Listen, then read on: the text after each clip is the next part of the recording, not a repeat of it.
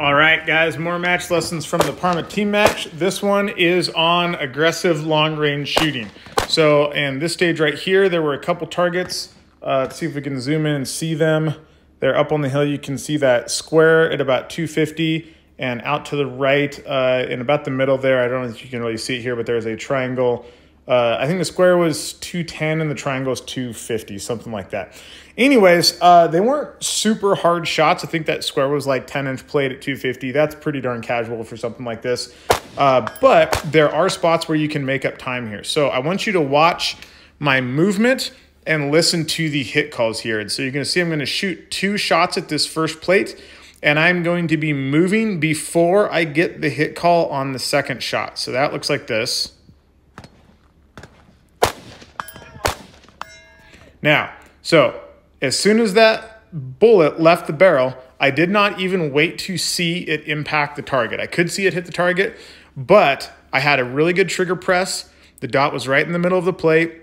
I didn't have any hold to worry about. I knew that bullet was going to hit that plate.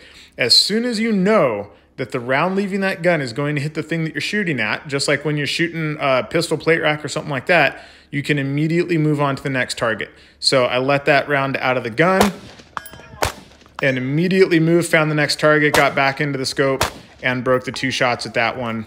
I did wait a little bit on the second one because it was a slightly harder shot, and there was a very large positional movement afterwards, so the risk of having a bad hit call on that one is higher because you're actually leaving the position, where the risk of having a bad hit call on the first one is a lot lower. Worst case scenario, I have to swing back and fire a makeup shot. It's going to be an extra, 2 seconds, maybe 3 seconds if it goes catastrophically wrong. This was a 320-second stage, so, an extra 2 seconds, really not a big deal. So a reasonable gamble to take, but this can apply to all rifle shooting.